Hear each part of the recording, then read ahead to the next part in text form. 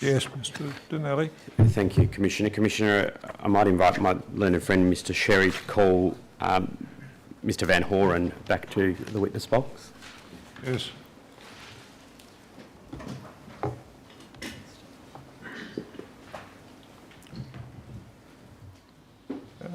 Mr Van Horen, you're still responding to the summons originally issued, and the oath that was originally administered still persists. Do sit down. Mr Van Horen, have you made a statement dated today in relation to this matter? Yes, I have. Do you have it with you there, sir? Sure. Is it, does it have the ID number CBA 9007 0001 0001? Yes, it does. And does this replace an earlier statement you'd made about the same topic? Yes, it does. Now, the only changes to paragraph 59G and 59 capital A. Yes, Are the contents of that statement true and correct, sir? they are. Tender that statement, Your Honour. That will be Exhibit 1.161, statement of Mr Van Horen, CBA 9007 0001 0001. Now, you said it was a document of today's date, is that right? Yes, Your Honour. It replaced an earlier version where we made these This two got amendments. into the system? Is this the document? Perhaps you can... Oh, I'm sorry. That's the document, Your Honour. It was given a new number, Your Honour. Right. Could we just scroll down to 59, paragraph 59A, just to be absolutely sure? 59 capital A, please.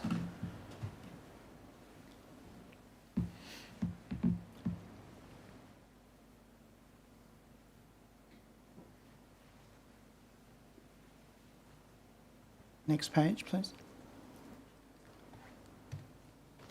59 capital A is new, Your Honour. And there's been two sentences, excuse me, added to the end of 59G. Yeah. And they refer to two new documents that we refer... All I'll say, Mr Sherry, is that yes, mistakes happen, yes, mistakes have got to be corrected, but it is much better if it is done much sooner than on the day. Yes, Your Honour. It presents real difficulties for everyone. Yes, Your Honour. And it's a problem to which I will have to return, I'm afraid, with respect to the evidence that will be called next after this witness. I know things go wrong. I know things have to be amended, not the night before. Do go on. Thank you, sir. Hello again, Mr Van Horen. G'day. You told us earlier this week, in fact you may have now told the Commission on two previous occasions, that you're the Executive General Manager of Retail Products within the Retail Banking Services Business Unit of CBA. That's right. And relevantly, for the purpose of today, you are responsible for overseeing most aspects of the retail products offered by CBA, including credit cards. Yes. Now, am I right to say that CBA issues credit cards under two separate brands? Yes, the group issues cards under the CBA brand, obviously, Commonwealth Bank, but also Bankwest. Bankwest is not part of my area of responsibility. I see. So therefore your statement and what we're going to talk about today deals with CBA branded credit cards. Now, you'll recall me doing a similar thing on the last occasion we were together, but throughout the evidence you'll be giving today, I'm going to refer to a particular period as the relevant period. And I would like to refer to that period November 2014 to November 2015. Sure. And during that period, CBA offered credit cards to new and existing customers. Yes, we did. As I assume your organisation still does, you do that in a variety of ways. The three of which you identify at paragraph 7A is between conversations between CBA staff and customers in branch or over the telephone? That's right. Or in, I guess, conversations with relationship managers? Yeah, typically private bankers or premier bankers, yes. I see. Messages delivered using NetBank or the CommBank app? Yeah. And mail or email correspondence?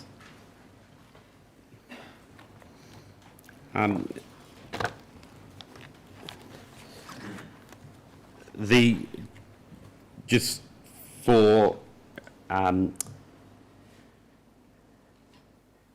just so I can maybe use your language from the bank, the assisted channels, that's where you have a discussion with a person, either in person or over the phone. Correct, yeah. That's what you call the assisted channels. Correct. And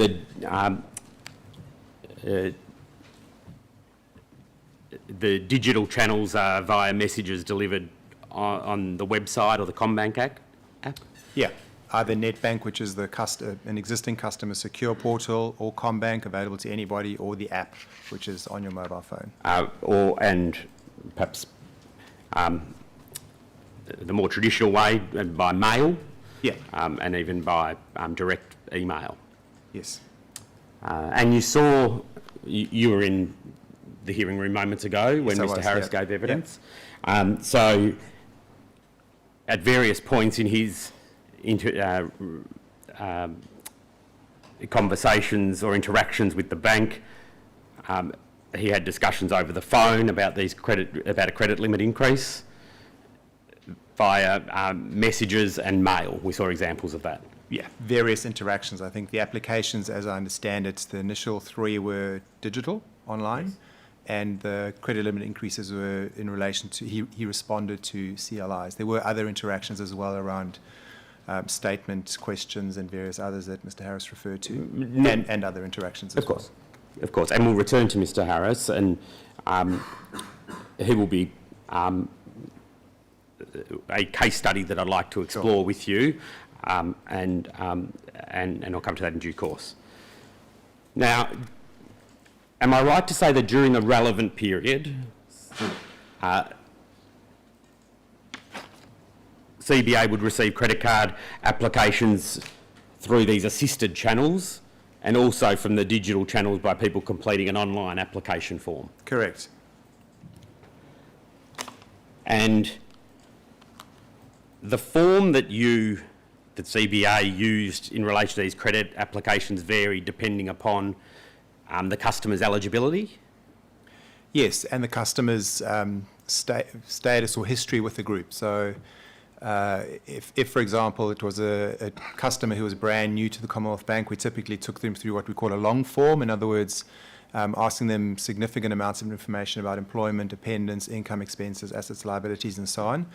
On the other hand, if it was an existing customer who'd been with us for more than 6 months, we had credit history with them, then we'd use a short form, which is a shortened version of that application process. I think you described the people for whom you'd give a short form or a medium form. I'll deal largely with short form. I'll ask you a question in a moment about the medium form.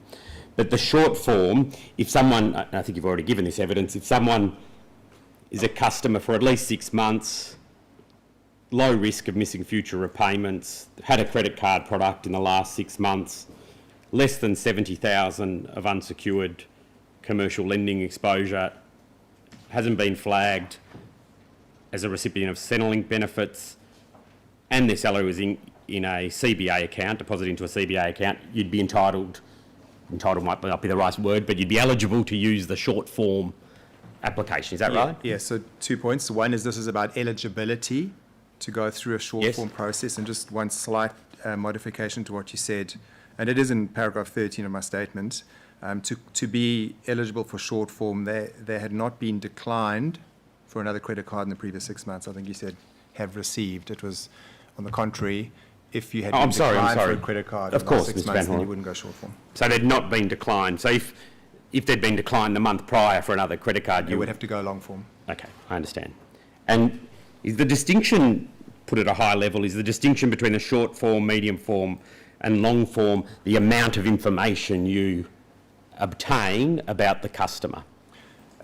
It's It certainly is. It will change the amount of information we ask customers to supply us with. The reason we can do that is because for existing customers, we already have a lot of that information, and therefore we don't ask them to re-provide the information. We generally would present some of that back to them to confirm that it is accurate. I see. And is that what you refer to in paragraph 13F, where you say their salary income was deposited into a CBA account? Is that because you're able to pre-populate, essentially, their income? I wouldn't say pre-populate as much as we historically performed an eligibility assessment. In other words, we would look at the customer's profile, and for customers who had their salary deposited into a CBA account, we therefore had a fair amount of information about what it was, and that would then be used to screen the entire 3 million customer base on the credit card side to see who was eligible to go down a short form path. If they were ineligible for other reasons, then they would knock out of that and they would go for a long form or a medium form. I'm with you so far. And if it was a short form, what you required was the number of dependents, 1, 2, the person's expenses, and 3, the person's liabilities held with other financial institutions. Is that right? Yeah, that's right. And I think we called them OFI liabilities on the last occasion we were together. Other financial institution liabilities, okay. OFI, yeah. And CBA would automatically derive the customer's income, as I understood, and you can correct me, but for the purposes of the short form, CBA was to automatically derive the customer's income based on the value of deposits and therefore put into that form what their income was. Yeah, so I think it's important to think of this. There are 2 stages. The first stage is determining who may be eligible. So there's an eligibility thing that we do in the background. The second stage is when a customer initiates an application, then they will go down one of those paths. So once they have initiated a short form application, then you're correct. We would say, well, based on the information we have from what we see look like salary credits, we think your income is X. Please confirm or change it if it's not X. And if it's not X, then they would need to tell us what it is. I see. Because some of the eligibility things, I think you'd concede some of them are not very discerning. One of them, for example, is just if you've been a customer for 6 months, you sort of automatically tick one box. Yeah, correct. And as I say in the evidence, it's set out 6 criteria here. It's not all. It's I understand all that. of the above, not just. And one of which is that you've got less than 70,000 of unsecured consumer lending. I mean, again, that's, if I may say, not that discerning. I agree with that. Yeah.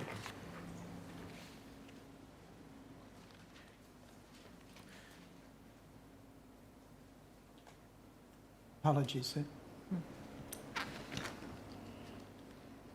Now, so for the short form, one would have before, that is, the Commonwealth would have before it the information that's been put in and the customer's income, sort of pre-populated, subject to the change, any change that would be made. And then after, and it also requires in CBA to confirm that that the customer's not aware of any further changes or future changes to their circumstances. Is that right? That's right. Now, in terms of the way in which CBA verified that information in respect to the short form application, as I understand it, CBA would go to an external credit bureau check. Is that right? Yes. So the verification path varied slightly depending on whether it was short form or long form. But in either case, we would do an external bureau check. And if it was a long form, do you only want to know about short form or you want short form and long form? No, let's just deal with short form first. Short form. So we would verify that customer's income based on our internal records, which we think is possibly the most reliable of ways to verify income, because if we know the salary's been credited and we can identify it as a salary credit, then we've got high confidence that's correct. So that would be the way we'd verify the income, would be by looking at the credits in their own account. I see. And you say that CBA, in your evidence, verified living expenses by, or perhaps I'll take you to what the way in which you put it under the heading reasonable steps to verify the customer's financial circumstances in paragraph 25E. And you say that the customer's declared living expenses were compared against an internal benchmark, the higher of which was used in CBA's assessment of serviceability. Now, we've discussed that before, you'll recall. That involves, does it not, the use of either the living expenses that they provided or the internal benchmark, a HEM-like? Yeah, it was derived from HEM initially, and as I've said in previous testimony, we've changed to the income-based HEM, but in either case, we always took the higher of whatever the customer declared themselves and what the benchmark suggested the expenses should be. And again, I've asked you this, but I want to clarify it the same in relation to credit cards, but CBA didn't take any step to verify the customer's living expenses that were provided? No, we would consider that we asked the customer what the expenses were and the notion of reasonable inquiries, and a lot of this comes back to what is reasonable for credit applications like this. We tested that declared living expense against the benchmark living expense. I see. And for some customers who had a low income or were considered higher risk, there would be an additional check and you'd verify any CBA liabilities against CBA's records or documents, OFI liabilities against documents provided, is that Correct. right? So this applied where customers had an income below a certain level or a credit score below a certain score on our internal credit scoring models. And so if it was triggering those, then we would do the verification by looking at bank statements or the like. I see. And you'd do that on the basis if they had a low income? Yeah, from memory it was an income below $37,000 a year. And the internal score probably wouldn't mean much because it's a credit model on a rating scale. But presumably in relation to that person on who earning that much money, the credit limit that they would be applying for would have some relationship to $37,000, would be the case? Yeah, this goes to the responsible lending question, but yes, and that's the next step in the responsible lending process is to test for serviceability and suitability. So in short, as I understand what happened at the relevant time, and it may have changed, but let's just deal with the relevant time, you'd confirm their income, they would declare their expenses, declare their liabilities, declare the number of independents, and pass an external credit check. That would be is that a fair summary of the situation? Correct. Now, I've put to you previously that the requirements of the National Credit Act, I can take you back to it if you like, but you'd recall from our discussion the other day and also from your knowledge of the National Credit Act that the CBA is, of course, prohibited from entering into a credit contract with a customer without making reasonable inquiries. That's right. About their financial situation and also taking reasonable steps to verify the customer's financial situation.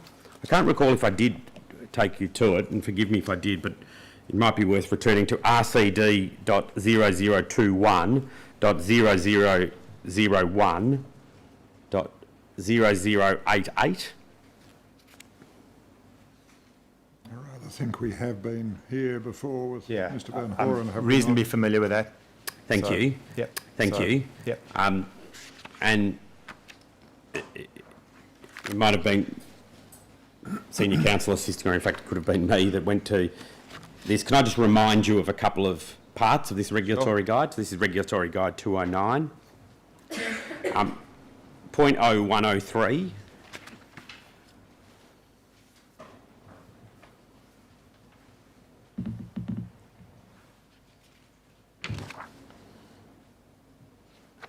And if that could be expanded.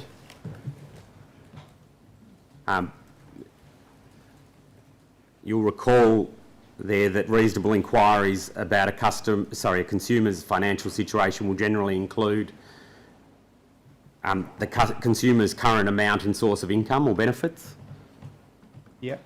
and B, the extent of consumers' fixed expenses, Yes. and of course the extent of the consumer's variable living expenses, and variable expenses such as dependence and any other particular unusual circumstances. You see that? Yes. And you've given evidence that the extent to which you consider the declared expenses is only if they exceed the relevant HEM that you use.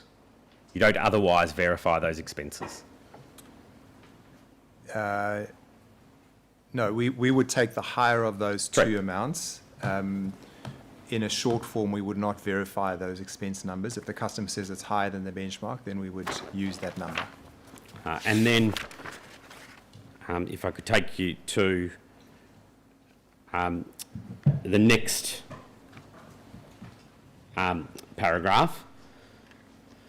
Depending on the circumstances of the particular consumer and the kind of credit contract or consumer lease, they may require reasonable inquiries. Could also include the consumer's other expenditure that may be discretionary, such as entertainment, takeaway food, alcohol, tobacco and gambling. Do you see Yes. that? Yep. So, depending on the circumstances, reasonable inquiries could also include considering those matters. Yep, that's right. And you would concede, at least after Commonwealth Bank found out about Mr Harris's gambling, that is, after that conversation, it didn't make any reasonable inquiries before giving him a credit limit increase, did it? So just to be clear, we're talking about the last credit limit Yes, increase I'm from just dealing with 27 to that. 35. Yeah, I think, as I've set out in my witness statement, we've acknowledged that we should not have provided that final credit limit offer. And the basis for saying that is having had the conversation with one of our staff members in a contact centre and declaring that Mr Harris had a gambling problem, to use the simple description of it without in any way trying to minimise the challenge that presented. That information was not in any way passed through to credit decisioning systems, and that's a failing, and we acknowledge that, and we've got to find ways to address that. So to that extent, having declared it to somebody working in the Commonwealth Bank, we did not use that information for the subsequent credit offer. See? And we'll come to this, but of course the subsequent credit offer being at the highest level of what a credit limit increase could be, $8,000. Yes, we cap any one CLI, if I can use the phrase credit limit increase, CLI, any one CLI in our decisioning is capped at a maximum of $8,000, regardless of any other circumstances. I see. If I could take you to point 0107. Just before we part from RG 20933, take the case of a customer who does not identify that he or she has a problem or an addiction, but acknowledges that he or she often gambles at a stated level. Take an arbitrary number, 500 a week, just as a purely arbitrary number. What do you say the bank can do? What do you say the bank should do if armed with that information? Yeah, Commissioner, complex area, and so if I try and explain what we do and ought to do. So my understanding of the responsible lending legislation, the RG 209, and we should probably put scalability alongside this. I know it's a phrase that's used a bit loosely at times, but it is relevant to this. There's no obligation, as I understand it in law, to take extra steps to understand how customers are spending the credit that's advanced to them. Now, you might say, is it not reasonable that we should? And I would say, I do believe it is reasonable that we should. And in fact, we have started to do that. Unfortunately, it was after Mr. Harris's case, but two things that we did to try and manage scenarios like this. So in April last year, we changed our credit decisioning rules such that if we observed high levels of gambling spend in a customer's credit card, we would not offer them any further credit limit increases. So that was a change that happened in April last year, which in isolation should have meant we wouldn't offer significant CLIs to customers who exhibited high gambling spend on their credit card. Then in December last year, we extended that a step further. And as I say, I think that's going beyond where any legal requirement is. In December last year, we created the capability or implemented the capability to look at gambling spend in both the credit card and the debit card or transaction account. Because as we see in this case study and in many others, customers are moving money between their credit card and other accounts and gambling on the other account. So simply saying ban credit cards for gambling doesn't actually solve the problem because they can just transfer to the other account. And so what we've done is now, if somebody is in that scenario that their spend level on their combined accounts exceeds a threshold of income, or total quantum dollar value spend of X, then we would not only not offer a CLI, we would also not accept an an application for additional credit. So, long answer. I think we fully acknowledge gambling is a very challenging area, and Mr. Harris's case study demonstrates that in spades. The challenge we have as a bank is gambling is legal, and therefore the choice we've grappled with is at what point do we say it's not okay for an adult to choose how much to spend on different activities. You can quickly see the slippery slope that puts us on if we say you can't spend on gambling. Well, then what about other, addictive spending on shopping or on alcohol or on any other causes? So, this is what we've grappled with. Absent any clear legal or regulatory guideline, how do we determine when we intervene and impose limits?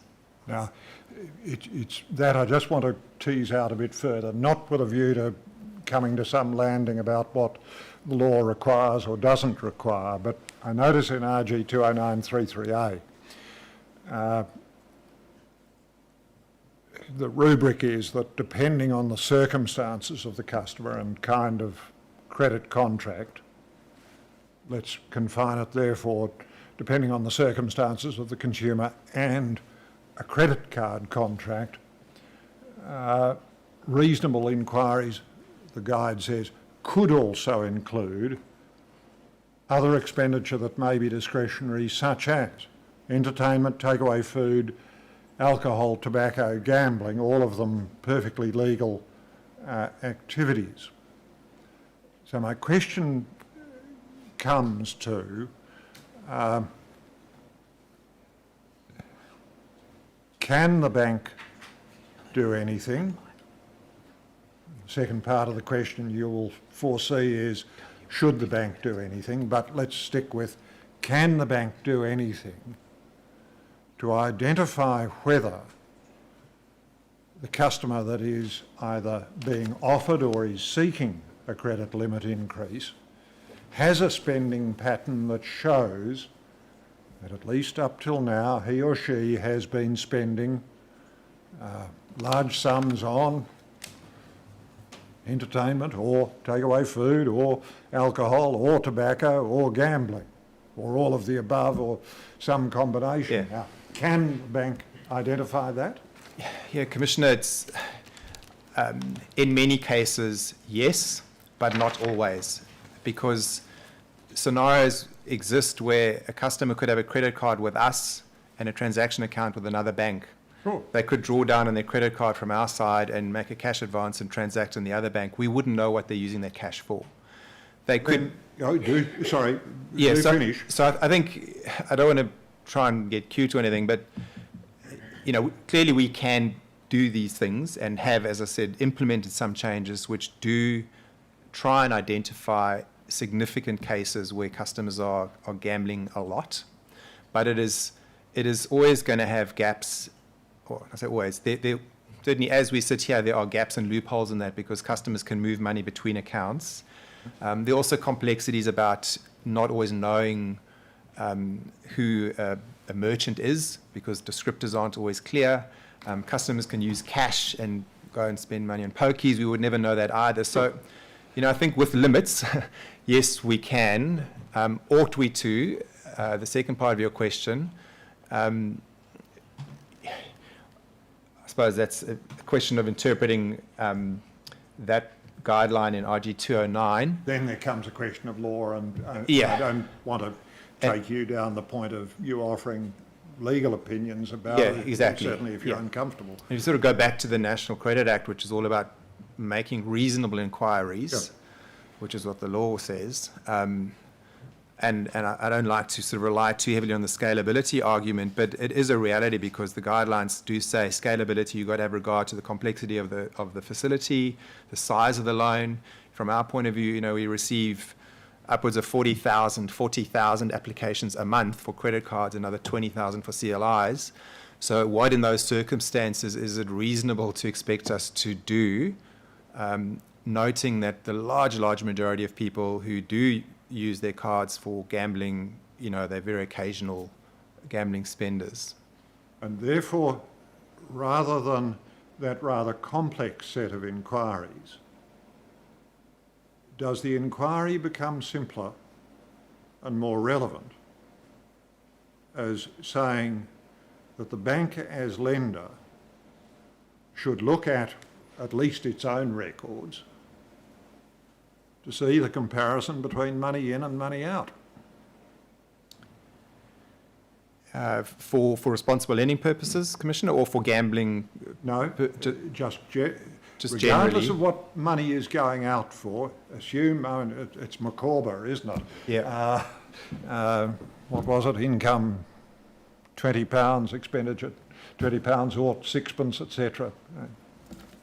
It's a long time since I read Copperfield, but the basic question is money in, money out. If you look at your customers' accounts and you see that money out each month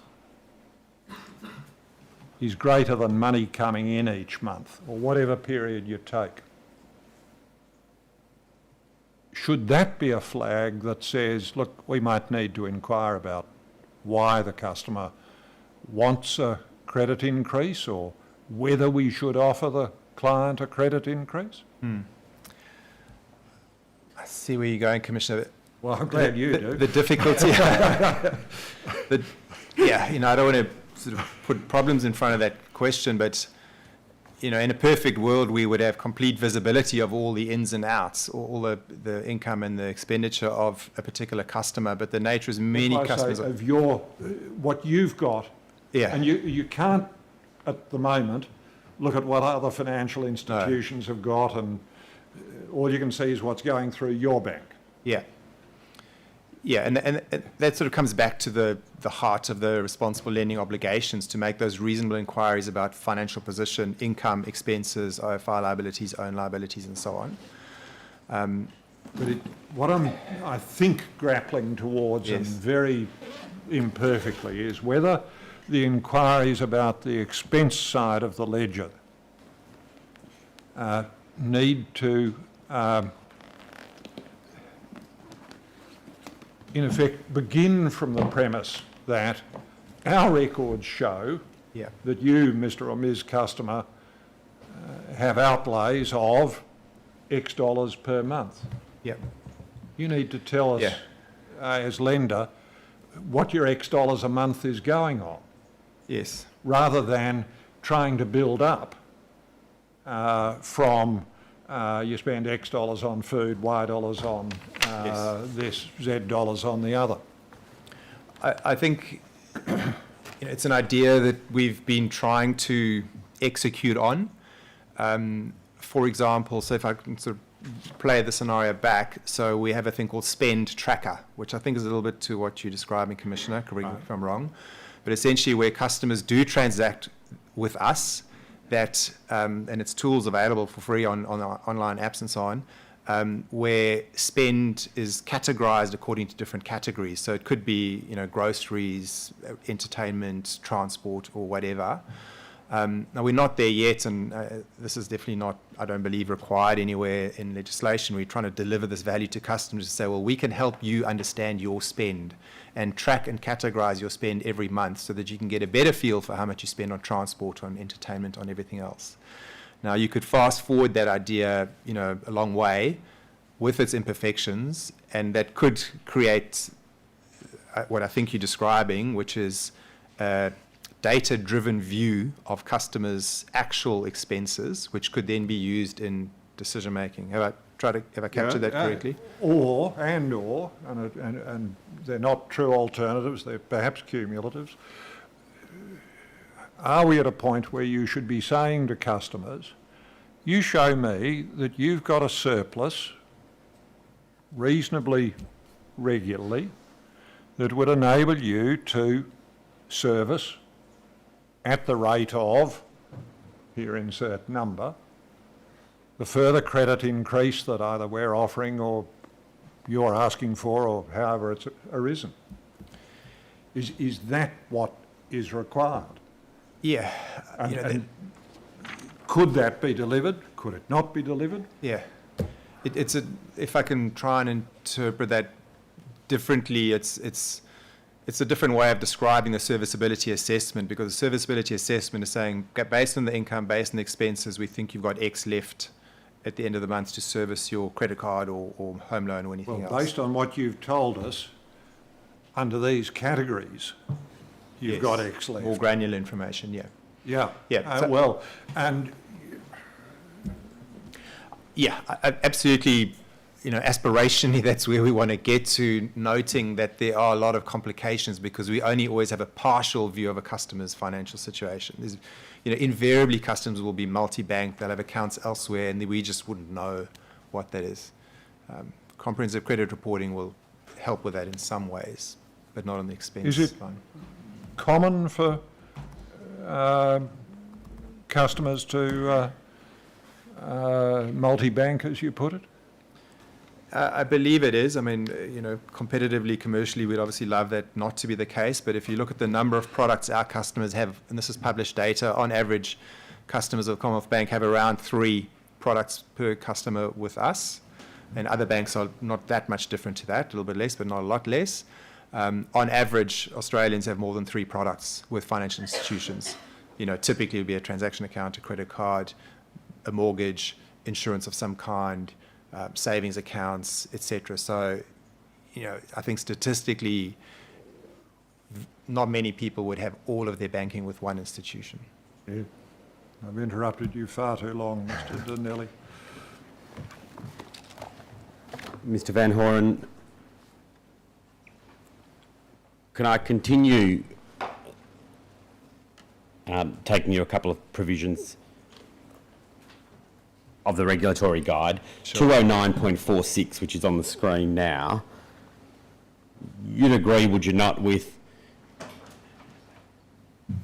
the statement or ASIC statement that you're obliged to take reasonable steps to verify a consumer's financial situation, and generally this will require some positive steps to verify the information provided by the customer? Yes.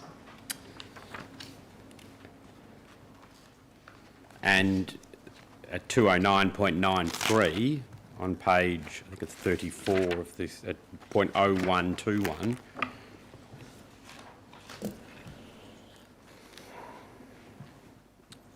you'd agree again that the assessment of whether a credit card contract is not unsuitable in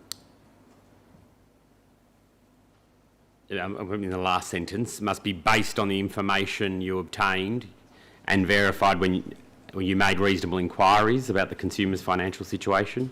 Yes.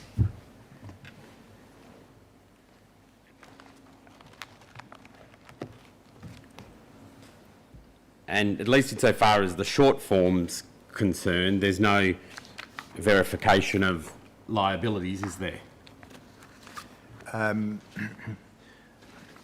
believe in the short form process, we would check our own data on customers' liabilities, but not OFI liabilities unless they fall below that income or risk score threshold I mentioned earlier.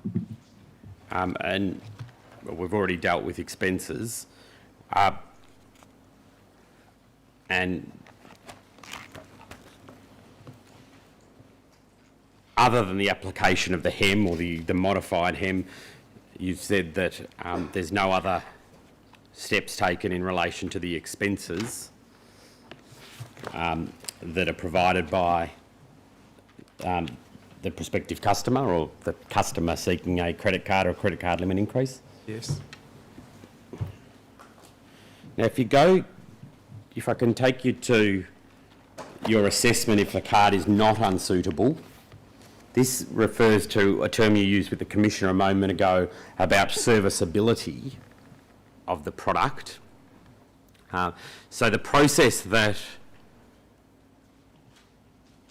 you will use is set out in those 4 sub-paragraphs. Yep. And I'll put it up on the screen, but it's on page 5 of your statement. And specifically at paragraph K, it is that the serviceability assessment, which was an automated process, took into consideration the customer's financial position and assessed the customer's servicing surplus. Now, is the servicing surplus, am I right to say that the servicing surplus is the amount of income over the expenses? Is that what you describe as a servicing surplus? Yeah, income minus expenses equals servicing surplus. Yeah, and when you describe it as $25, you then go on to say the minimum serviceability required the customer to have a surplus of income over expenses and liabilities, the higher of 2.5% of their credit card limit, or $25. Yeah, that's right. So, whatever the servicing surplus is, that needs to be the greater of $25 or 2.5% of what the proposed credit limit is, the one that they're applying. So $25 for over how long? Is that over a month? Oh, that's monthly, yeah. Yeah, I see. So your assessment will be that a person is able to get if I'm right, if they, on the basis of the expenses they declare or the application, if that's below the HEM, Yep. and the income, if their surplus is $25, am I right to say that will, and they want a $1,000 credit card limit? Yep. Times 40, yep. That will then satisfy it? Yeah, I think you should probably with respect to suggest we focus more on the 2.5% because the majority of credit limits are more than $1,000. So well, I'll give you the relevance of the 2.5% is, so what this is doing is testing the not unsuitability of that customer for that credit limit. The 2.5% is relevant because the minimum repayment, as I'm sure we'll come to on any credit card, is 2% of the outstanding balance. Yes. And so think of this as a small buffer to say that you need to be able to pay 2.5%, in other words, slightly more than the minimum. I mean, just using my example though, using my example of the $1,000, if I may, and I will use older, higher amounts, but using my example, the buffer that they have is $5 over the course of a month. Yeah. Obviously, the bigger the credit limit, the bigger the buffer. Absolutely. Yeah. But you require customers to be able to pay 2% of their credit limit. Sorry, I withdraw that. 2% of what they owe on their credit card. The minimum, yep. Is the minimum per month. Yes. So if we assume that this hypothetical person has a $1,000 credit card, they will be required to pay, and assume it's the $1,000, they will be required to pay $20. That's right. And on your servicing surplus, you say, or your process is that the credit card is not unsuitable, provided that there is, in the case that I just gave, a $5 surplus available per month. Yeah, I think the maths will follow and it'll vary depending on what limit you're using. Absolutely. Absolutely, yeah. Absolutely. And is that an issue that you've given consideration to about whether or not that appropriately reflects what is not unsuitable, or what is just the Act says is a circumstance which is a not unsuitable circumstance for the giving of credit? Yeah, we've given a lot of consideration to this in lots of different respects. And as you indicated in your opening earlier, never mind what we've given consideration to, the law is going to change shortly, which will require not a different repayment, I might clarify, but a different number to be used in the serviceability assessment. So that number is still to be put out by Treasury and ASIC, but the indications are that 2.5% that we use will be a bigger number, of the order of 3.5%, 4% or there or thereabouts. It's not going to be 20%, is all indication we've had to date.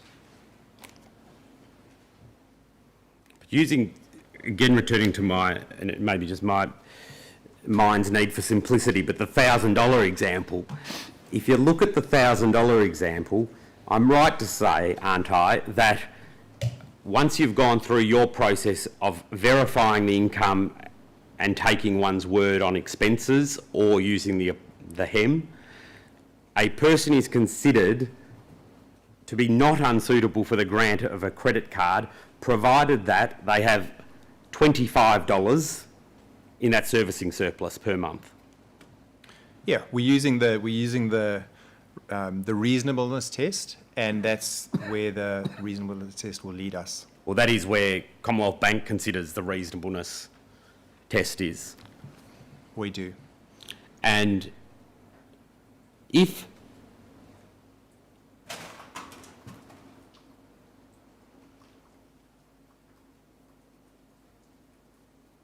then one pays simply the minimum repayment on my example, I should say, there's $5 left over the course of the month. Yeah.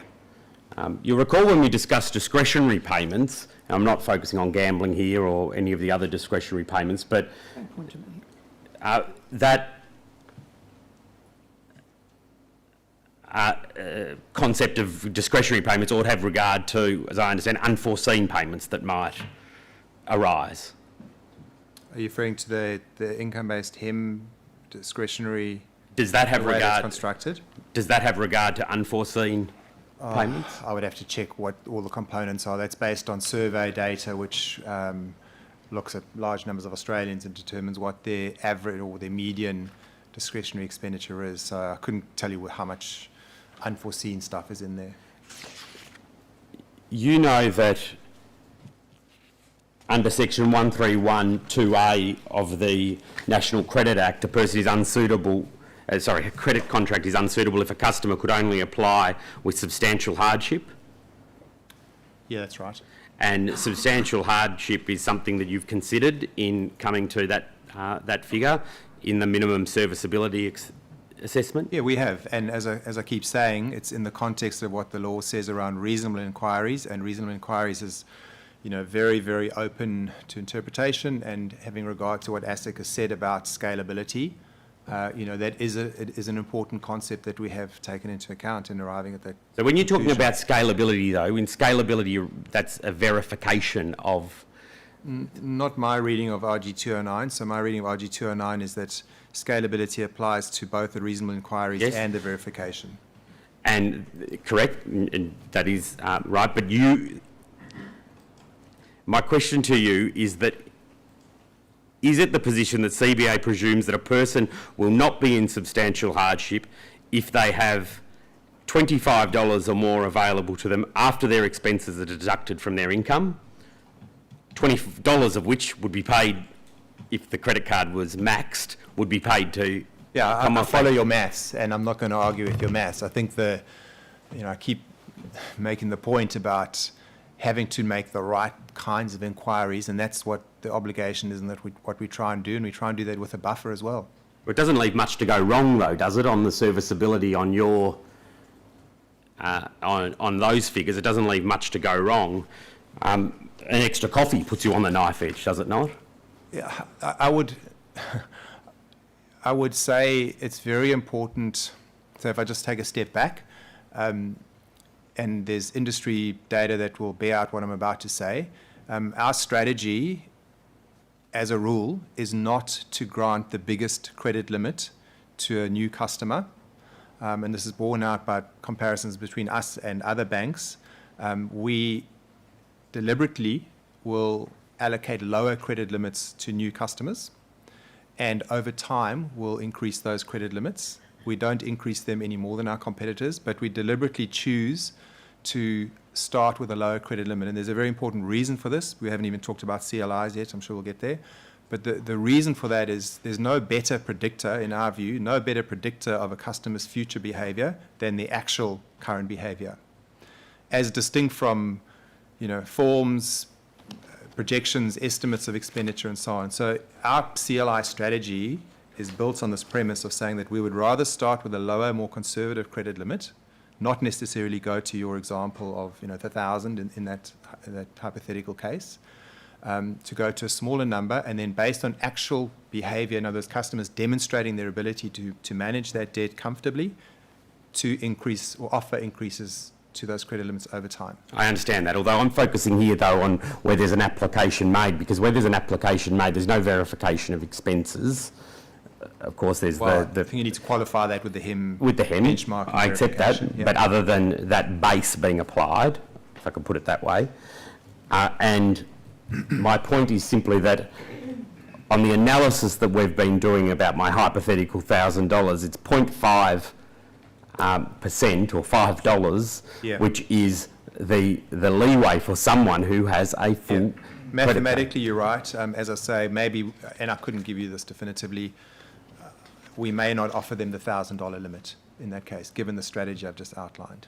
I see. Although your processes allow that to happen, don't they?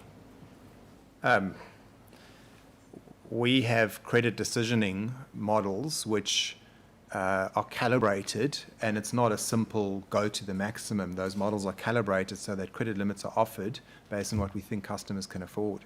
Although I may have misunderstood it, in 25K, that's an automated process, though, is it Correct, not? yeah. These are automated decisioning So models. it's not right to say that that there's different processes insofar as the calculation of the serviceability surplus is concerned. Commissioner, that paragraph says the minimum serviceability required, which is the converse of the maximum amount.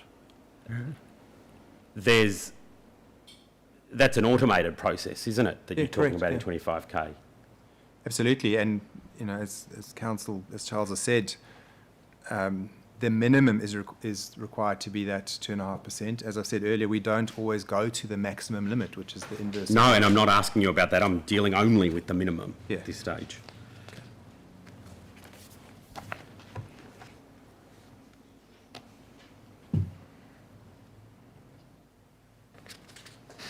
Now, am I right to understand that the only difference between the short form and the medium form in terms of the analysis that's done by the Commonwealth Bank is that if internal salary credits aren't available for a medium form rather than a short form, a customer is required to provide supporting documentation. Is that right? That's right, for the income. But it's the same serviceability that we've just been discussing, isn't Correct. it?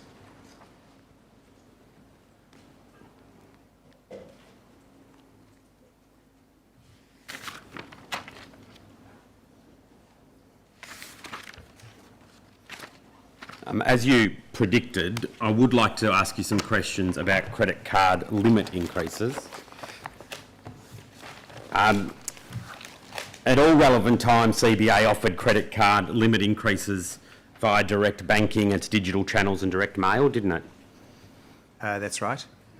And as I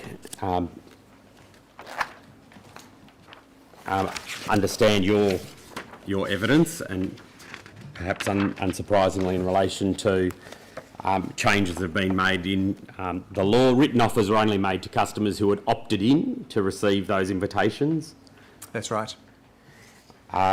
And those people had to be pre-assessed to be eligible for a CLI, is that right? Correct. So pre-assessed is something we do in the background. It's not something that a customer initiates. We would look at our customer base and do an eligibility assessment in advance of them potentially applying for a CLI. Yeah. Well, Mr. Harris, that must have happened in respect of him. That occurred, yeah. Okay. And he then got, we saw in the evidence that he gave whilst you were in the room, that he was first offered a smaller increase and then he was later offered by direct mail a larger increase. Right. Now, if I can understand this process, we're now talking about Mr. Harris's situation after he had his 3 credit cards. They were consolidated, of course, but we're talking about the limit increases. That's right. So this is a situation where, on the basis of the evidence that you've given, you're in a better position because you know about the repayments that person has made over the course of the last so many months that they've had a credit card. That's right. And to be eligible to apply for a CLI, that is to receive a letter, the criteria you set out are at paragraph 33 of your statement. Yes. The credit card had to be open for at least 6 months. It's been at least 6 months since the last change. The customer's made regular repayments. Their monthly average repayments over the last 6 months were equal to or greater than 2% of the new limit to be offered. Yep. Emphasis on new limit, yep. Can I ask, when you say 2%, is that 2% of the new limit, not of what you're increasing it by? Of the potential new limit. So if the limit was 20 and it's going to 30, it's of the 30,000. It's of the So on that, the potential new limit. I see. In other words, the ability of the customer in order to even get into the CLI eligibility population, we are testing at a high level, would they be able to repay 2% of the new limit? How long does it take if you just pay off 2% of your credit card every month? You stop using it, you stop using it and you just pay 2%. How long will it take to pay off your whole loan? Well, the answer is it depends on many factors. And so I could jump forward a little bit to, if I can use Mr. Harris's statement, which is part of the exhibits here. Yes.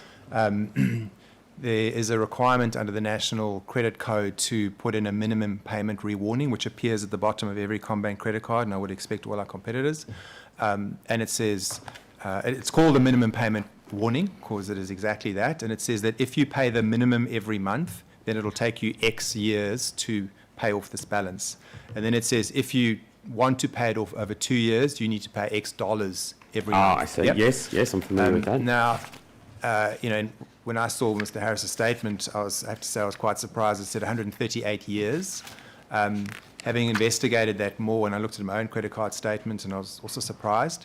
There are a number of important assumptions there. So if you go online, you can use any of our repayment calculators. You can use ASIC's, the online tools, and they'll come up with a very different answer. And a couple of important reasons why. So Can I just stop you, Ms. Van Horen? I'll call up DJH5, which is the document to which you were referring, and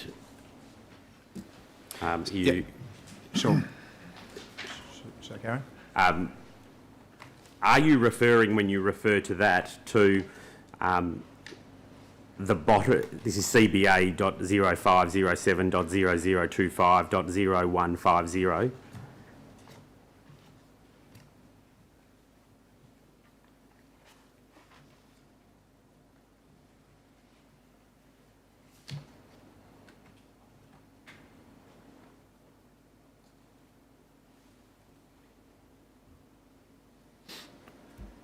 I'm sure it won't take 138 years and 1 month, but I'm familiar with it if you want to carry on, but just It's coming.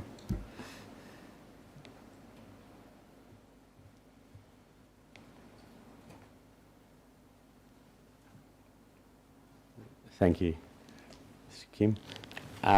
You're referring there, this is Mr. Harris's statement that he received. He didn't go to it in his evidence, forms part of his statement, but this is where he gave an example of the amount of money that he was spending on gambling.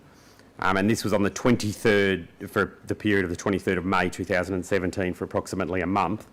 And your evidence was about the requirement, which is on credit card, commonly on credit card statements, or ought be, that it would have taken him 138 years and 1 month to pay off his account if he'd just made the minimum payments. Yeah. So a couple of important factors that determine this, and we've chosen a methodology here, and this can get a little bit technical, but that presents the worst case outcome for a customer, and it is designed to be that minimum repayment warning, encouraging them to pay more than that minimum. One of the most material and obvious things is that calculation assumes you only pay 2% of the prior month's balance. Now, if you go online and use an online calculator, and in this example, 2% of $35,000 in rough numbers is $700 a month. If a customer chooses to keep paying $700 a month forever, not 2% of the balance as it reduces, then the repayment period is dramatically shorter. It's like 8 years or thereabouts. I see. So, that's one assumption we make. And the other assumption we make in this is it depends on the interest rate, right? So the minimum repayment percentage of 2% is intended, I don't believe it's legislated anywhere, but it is the industry practice. It's intended to always exceed whatever the interest charge will be, and therefore that the customer is at least slowly, is at least reducing the amount of debt owing, assuming they don't re-spend it. And the assumption we make here is that we use the very highest possible interest rate, which applies to the cash advance transactions, 21.24%. But in any case... In other cases... Let him finish. Yes, go on. Yeah, so Mr. if a Van Horen. customer's, as was the case with Mr. Harris, he would have had a combination of cash advance balances and the low rate card, which is a 13% interest rate. And every dollar that gets paid knocks off the highest interest rate first until it gets to the lower interest rate. So this assumes that everything is at that 21% interest rate, which is extremely rare for any customer. Having said all that, it certainly has impact when you read 138 years, and clearly that's part of what we want customers to be aware of, is to pay more than the minimum. And were most of Mr. Harris's drawings cash advances? Commissioner, I haven't calculated it, but there were a very significant number of cash advances. At least a reasonable A part reasonable part would have been cash advances, so this is therefore money attracting 21%. on that component of the $35,000, yes. So, making some less conservative assumptions, that is, in particular, assuming continuing to pay whatever 2% of this month's balance was every month thereafter, Yes. what sort of period would you have come up with? What order I'd of prefer to magnitude? do that online myself. It'll take 2 seconds, but I have done it, and from memory, it's between 6 and 9 years, depending on which interest rates you put in. And just to relate that back to the evidence you gave earlier about approvals, where you take a $25 or 2.5% of limit figure to account, are we speaking of periods of the order of greater than 5 or 6 years to wipe out the debt if you paid it at that rate from month to month? Yes, Commissioner, it's of that order.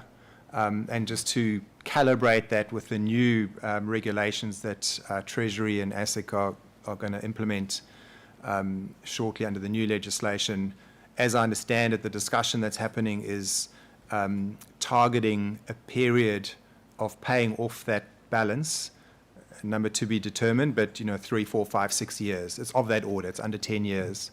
And what that translates back into, if you back solve, is a monthly minimum repayment of, in the of the order of 3 to 4 or thereabouts percent. It's not 8% or 10%. But again, let me try to put this into a slightly broader context, that the decision to grant a credit card at all or to allow a particular level of credit is made according to calculations that, if borne out in experience, would mean that the debt incurred on the credit card would take of the order of 5, 6, 7, 8 years to clear. Is that right? That's right. Can I just add a proviso to that? Yes. Because a credit card is a Revolving revolving debt. facility, and therefore, if a customer spends back up to the limit again, it's back to the beginning. But the very best case is that the customer is taking a limit which, if used once and once only, would take of the order of more than 5 years to meet. Is that right? Yes, it'll be of that order. Again, it depends on the interest rate as well. If you're on a 13% versus 21%, it'll obviously make it a bit shorter. Calculation is done once for all on the assumption that, or on the criterion that the customer can service at a rate that will yield that result. Correct. Yes, thank Yes. you. And can I just add one other factor, Commissioner? Of course.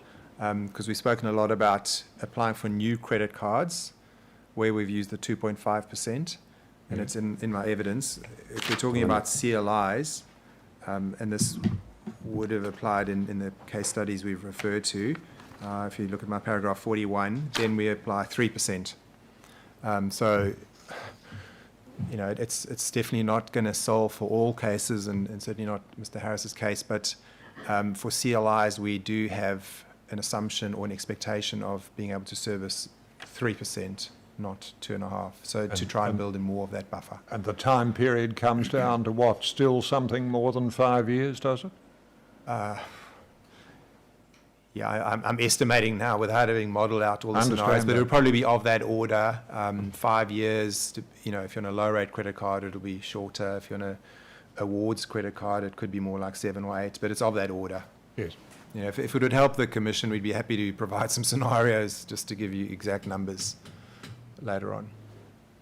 Well, let's see what comes out in the issues that have to be addressed in submissions. Yes, Mr. Dinelli. Thank you, Commissioner. And if I can make the point that, your answer to me, you will say that this is just the eligibility, but it is fair to say that the eligibility criteria are also not very discerning when it comes to the eligibility for use of the CLI short form, are they?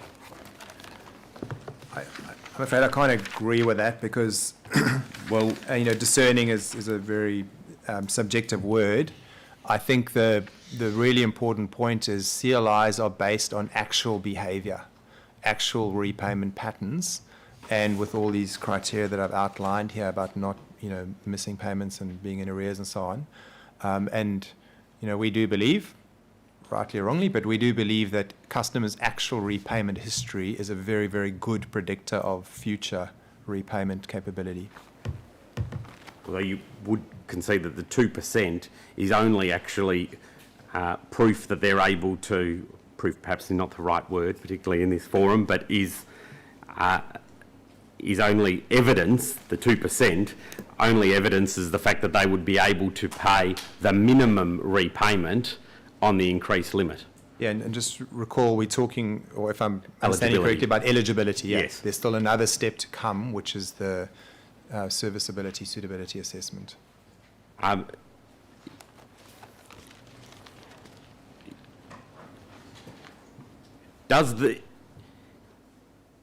As a matter of analysing that eligibility, one question that arises is whether or not it's in the bank's interest for the person to only pay the minimum. I don't think it is. You might say, well, we'll maximise our interest revenue. It's not in our interests to have customers who are in a position of financial difficulty. We've put in place a lot of tools to try and assist customers to manage their debt. I'll mention one or two. So at a tap of a few buttons on a phone, a customer can decrease their credit limit, not increase, decrease it permanently. Customers can put caps in place in the amount that they can spend, which are hard caps. They can change them later, but they are hard caps. Created the ability for customers to close their credit cards online with a tap of a few buttons. That was later than Mr. Harris's closure attempt. So I think, trying to demonstrate intent about, are we only about trying to maximise the amount of borrowings, I don't believe the facts bear that out. You go on to explain at paragraph 38 and following the analysis that's undertaken of a credit limit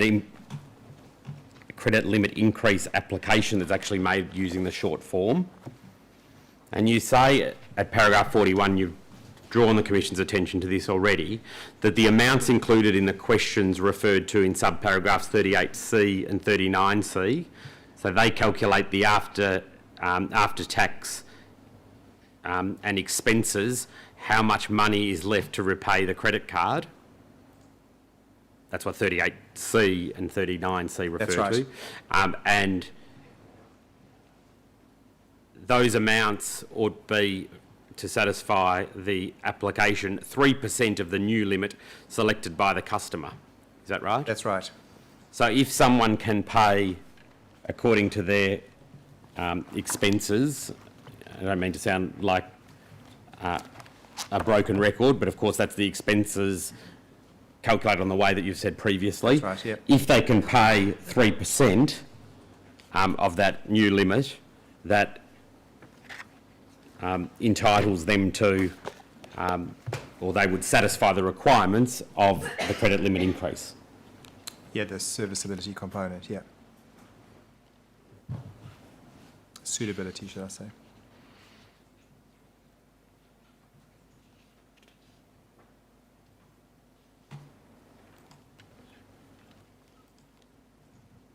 And you then go on to describe the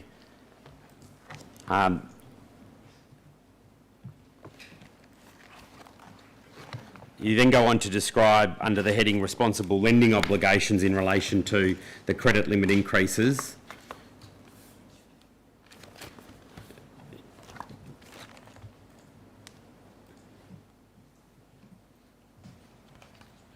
You say that in assisted channels for both forms of applications is paragraph 45. You say at subparagraph X, for CLI short form applications, the customer's average repayments over the last 6 monthly statement cycles were verified to be at least 2% of the new limit. Do you see that? That's right. How's that any different when it comes time to assessing eligibility from the eligibility to get the offer as compared to what is applied to whether or not the increase should be granted? Sorry, just repeat your question. Why is that any different to the figure that's used to determine whether or not they're eligible for a CLI offer? So this is around, you're referring to paragraph F, just so Yes, I'm not 45F. confusing. It is a bit confusing because there's various 2% and 3%. So the first 3% I referred to was in paragraph 41, which refers to CLI short forms, which is based on 3% of the new limits. In other words, the net servicing surplus, if you will, equals 3% of the new limit. That's the way that the serviceability assessment does that calculation. And then you're asking me about the verification? I'm asking, when you say at 45F that for CLI short form applications, you say in support of the bank's responsible lending obligations that the customer's average repayments over the last 6 monthly cycles were verified to be at least 2%, that is the minimum of the new limit. So this is looking backwards. Paragraph 45F is saying the average repayments over the last 6 months I see. are, and that's what we're looking to see the customers, as I was saying earlier, the customer's ability to, the best predictor of ability to pay in the future is their actual past repayment record. So that's what 45F refers to. Mr Van Horen, these policies are creating circumstances, are they not, where banks are giving credit to people based on whether minimum repayments can be made, not whether or not they can pay off the credit card? It certainly is checking that they can make at least the minimum, but as we were discussing with the Commissioner a second ago, if they sustain their payment at that dollar value, so $700 in the case study, they would pay that off a lot quicker. And so that's a choice customers make, and some customers will choose to pay the absolute minimum. Certainly what we would encourage, and you just use our calculators online or go to ASIC's calculators, it'll give you the answer if you sustain your payment at the same amount rather than keep reducing it every month. But you know that paying only the minimum repayments would lead to just a cycle of the debt continuing for a long time, wouldn't you? Which is why we encourage customers and assess customers' ability based on more than the minimum. If you pay the minimum payment of $100 per month on a credit card balance of $5,000, how long would it take you to pay off the credit card? I'd need to use the calculator because you've got to accrue interest there as well. Do you have the number? My maths is not that good that I can compound No. interest. If I could take you to rcd.0021. .0001.0390. Got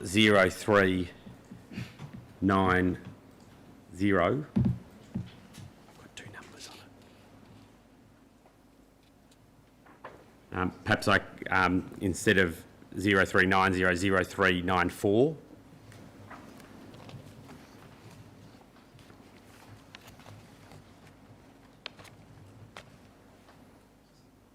I think it's the next document.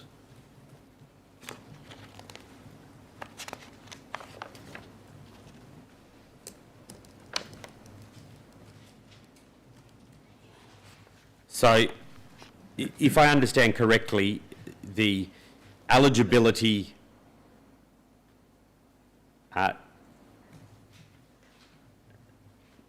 you point to in the responsible lending part of your statement that the customer's average repayments over the last 6 months were verified to be at least 2% of the new limit. My question to you was, how long will it take to pay off a credit card if you pay off 2% of the limit? I've used the example here in this page is a $5,000 credit card. Right. So I'm using a different example, probably more in line with perhaps what you might say is a more realistic credit card limit. It's a Platinum Awards card, like Mr Harris's, or I think Mr Harris's second card, and there's a payment of $100 a month. Yes. And if we go to the next page, this is obviously on the Commonwealth Bank calculator, it tells the reader that it takes around 9 years and 3 months to pay off that amount. Do you see that? That's exactly right. So to the examples we quoted earlier, and I said it depends on the interest rate. So this is an awards card, which has got the highest interest rate, 20%. If you do the same calculator at a 13.24%, which is a low rate, or 9.99, which is a new product launching next week, in fact, that number of 9 years will drop a lot. I don't profess to calculate it in my head, but it'll be 5 or 6 years. Can I put it to you, the use, though, of 2% by way of the responsible lending processes to which you point to is not sufficiently robust to consider whether or not there will be significant hardship to a customer? Well, I'm afraid I can't agree with that. I think, the question would be, well, what else is reasonable to do in the circumstances?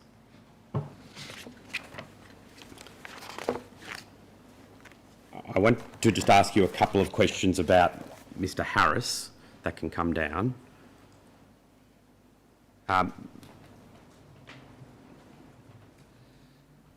Can I, actually, if that can that be tendered? Of course. Exhibit 1.162. Credit card payment recalculator, RCD 0021 0001 0394. Thank you, Commissioner. You say that in April 2016 was the first time that Mr Harris incurred direct charges for gambling on his credit card, is that right? Paragraph 52 of your statement. Yes, I believe that's right. And So just to clarify, that's based on reviewing all the credit card statements, initially the 3 and then the consolidation to the 1 into the low rate card. The first time we could identify a gambling related transaction on the credit card was in April 16. Prior to that, there were cash advances coming out of the credit card to another account. And Mr Harris has given evidence about what he did that for, but I Absolutely, don't put to you that Commonwealth Bank was aware of that. I don't put to you that the cash advance, that you were aware that he was using those cash advances for gambling. Just to make that sorry, clear. you said, if the question is, were we aware in April 2016, is that the question? No, I was asking you whether or not that was the first time he put charges on his That's credit correct, card. yeah, yeah, It's yeah. the neutral I think, question. the obvious point is, should we, to your question earlier, should we have had algorithms or something that were identifying gambling spend? Now, though, you would identify that, wouldn't you, in respect of Mr Harris? I'm not asking you to say the first time that he gambled in April 2016. But if your evidence at paragraph 60, Yep. at 62A, which you gave Yep. previously, that in April 2017 CBA introduced new rules to exclude credit card customers from receiving credit limit increase offers. That's right. And that you go on to say that there was that other changes have been made. That's right. What would have happened differently in the case of Mr Harris? It would not have, I don't know if this is commercially sensitive, but I'll share it as best I can. The rules that we've put in place are taking into account identified gambling spend and seeing it, and it varies slightly if it's a brand new customer or an existing customer, but essentially if it exceeds a certain dollar value, and I might get the numbers wrong if I guess them, if it exceeds something like, I think something like $10,000 over 3 months, of the order of, these are estimates and from memory, of the order of 25% of income over the previous 3 or 6 months has been spent on gambling. So that gives you an idea of the kinds of rules that are happening. And therefore, a customer who's making an occasional transaction would not trigger that. And it's not designed to do that. And Yes. It's certainly not our role to stop people, betting on the Melbourne Cup or whatever the case might be. And well, it certainly would have picked up, and I'm not putting this as a criticism of the bank on this issue, because no credit limit increase was offered after June, but in June 2017, the statement that we went to before, which had 138 years on it, Yeah. that was a statement where $18,000 was taken out over the course of a weekend. Yeah. And that would have triggered. It would have triggered, yeah, absolutely. But at the relevant time, Yeah, it didn't. correct. And you accept that you were on notice in October 2016, the conversation that evidence was given in relation to that conversation by Mr Harris, that as at that date, CBA was on notice Yeah. of his gambling? Yeah, look, I definitely don't want to sit here, contradicting the evidence of Mr. Harris, knowing the circumstances that he's been through. I would add one thing, though, to that October 2016 conversation, and it's in the transcript, and I've listened to it myself, which is that, you say on notice. It was part of that conversation which was had with the person in the contact centre. So yes, to the extent that the Commonwealth Bank somewhere had information to that effect, yes, we did. We did also in that very same conversation, the same call centre agent said, having heard from Mr Harris that he had a gambling problem, in his words, and she said, I see there's a CLI offer, would you like me to cancel it? And Mr Harris said, no, don't, I may do that later. So, you know, I just add that for the completeness of the record. Um,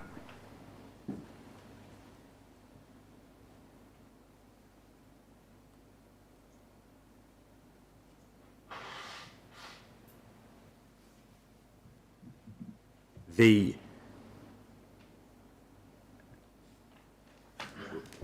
what you point to is that which is at CBA 0.0516.0001.0038. Sorry, it might be 0.0036 at 0.0038.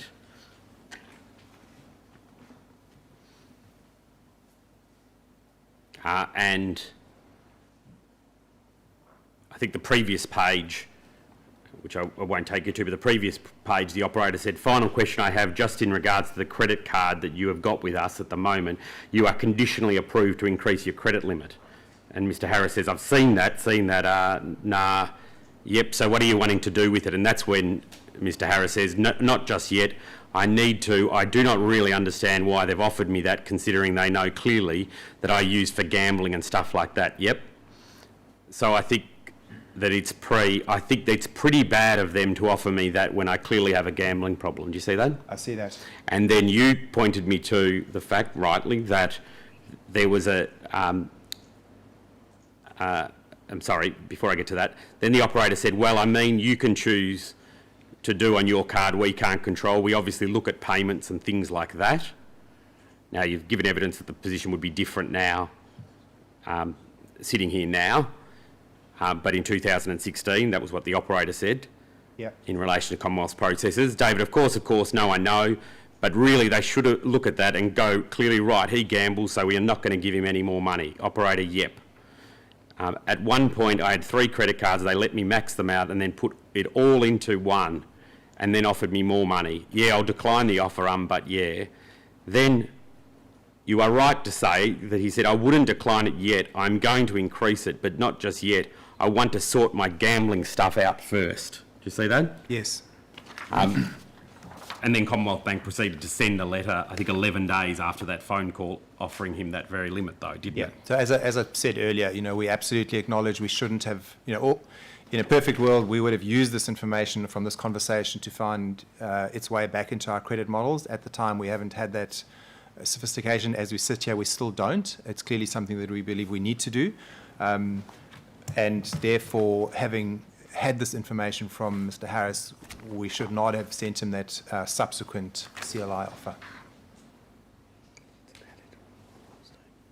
So the systems as they presently stand would or would not catch the problem at the point of this conversation? Yeah, correct, Commissioner. You know, Well, would or would not? It wouldn't. There's no automated way to capture that information.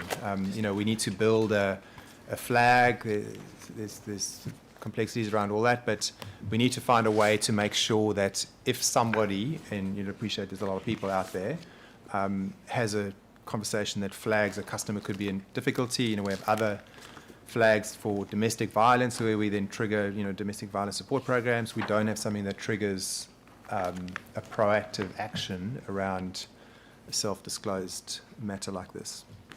And it's something, you know, we want to do something about it. We've got to work out how we can do that, because it's clearly not a simple thing to execute safely for customers either.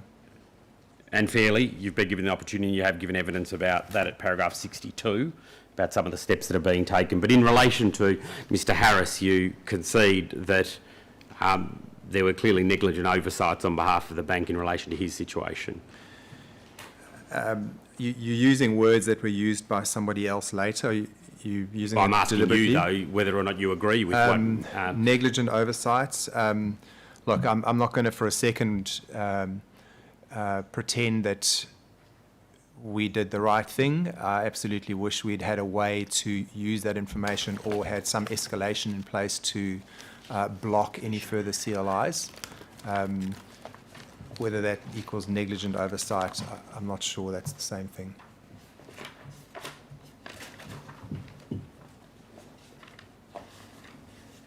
And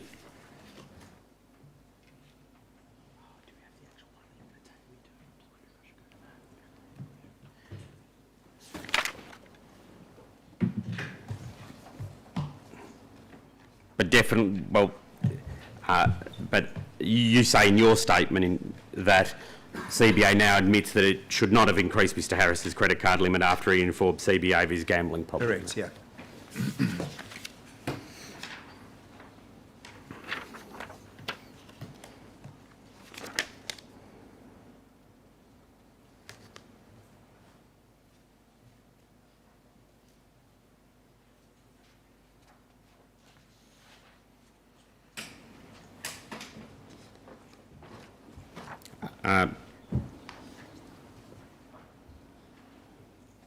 The reason for your change to your statement, Mr Van Horen, was because unfortunately the Commonwealth Bank sent a letter to Mr Harris setting out the full amount owing on his credit card statement again, didn't it?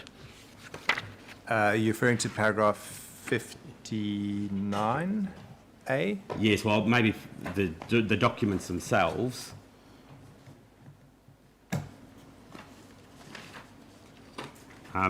If I can go to CBA.0517.0012.0012.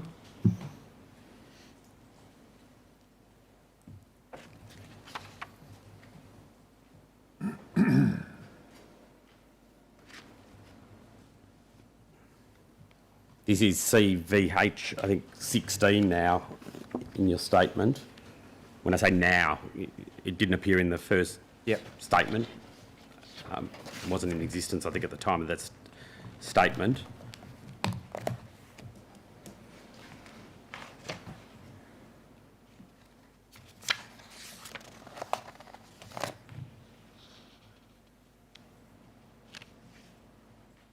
Don't have it.